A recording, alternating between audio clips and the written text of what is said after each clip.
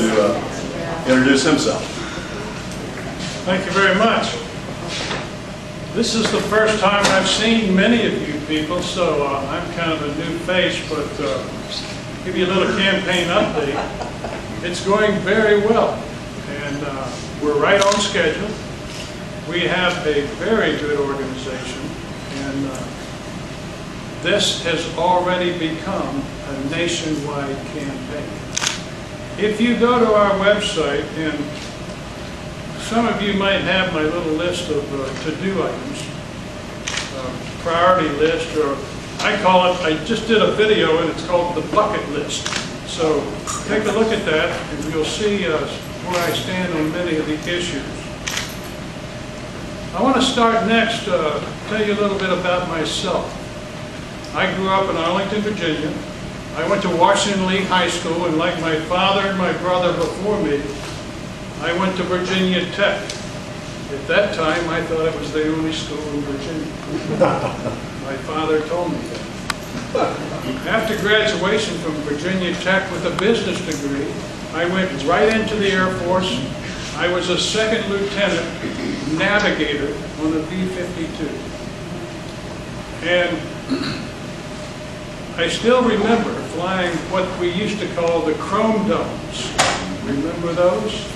And we had 250 megaton bombs in the bomb bay, and we'd go up and fly for 24 hours. I used to ask myself, what are we doing here with these 50 megaton bombs? But anyway, that's all in the past. After 2 years as a navigator, I went back to pilot school, and I earned my wings, and then I went to Vietnam. I flew 100 combat missions up north, and I want to tell you, some of them were very exciting. I still remember them to this day, but that's all in the past. After Vietnam, I became the aide to the commander of the Pacific Air Force. It was a wonderful experience, and I got to go to Inuitak Island where they set off the hydrogen bomb test back in the 50s, and we'll save that story for another day. After the Pacific, I went to the Pentagon, and I became a staff officer in Air Force Plans, and then I went down to the Office of the Joint Chiefs of Staff. And we had a guy down there that was kind of a friend, but his name was Colin Powell, and he was a colonel then.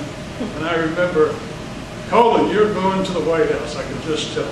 You have big things in store for you. But that's part of the Pentagon experience. I retired from the Air Force after 20 years. I had 2 children to put through college, and I had some expenses that I thought I needed to do something different. So we moved the family down to Texas. I got into the real estate business and the building business. I was a real estate broker, but for the last 12 years, I've been a real estate appraiser. I have seen the ups and downs and what happened in the real estate market. At first, the banks tried to blame it on the bubble on the appraisers, and that didn't work for very long. But it is very, very disheartening to see what has happened to our country because of the sins of the bankers. I think we can change some of that in the future. Now, I want to talk about, I have this little thing, MET, Medicare Social Security. I'm personally for Medicare for all. I think we're the only industrialized country that doesn't offer Medicare for all. We have a good private system, but we can make it better. We can make Medicare better by just letting the Department of Health and Human Services negotiate drug prices with the pharmaceutical companies. I had the opportunity to go talk to John Conyers' committee on health care the other day. And he asked me to speak, and I talked about what was good about the current Medicare system. I was married for 46 years. And by the way, I'd like for you to introduce my wife right now, Veritas. Veritas and I have been married a little over a year now. But I was married to the same lady for 46 years, and she developed ovarian cancer. As a retired Air Force Lieutenant Colonel, we had the best care system in the whole world. But we extended her life from about 6 months to 2 years, 5 months, and 20 days. It was devastating for me personally.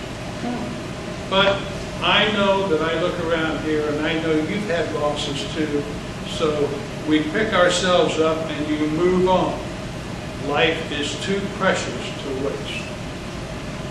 So that's Medicare. I happen to be a recipient of Social Security. And hands off my Social Security.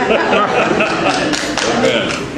I would remove the $106,000 cap, which is currently what it is today, just remove it. And that takes that Social Security system out as far as we're concerned forever. Actually, I think the actuary tables on that is 79 years. Now, I want to talk next about the economy, because everybody's talking about jobs, jobs, jobs, jobs, jobs. Well, I personally don't think that in today's society, where the mechanism is so different than it was 20 years ago, I'm having a hard time figuring out where all these jobs are going to come from.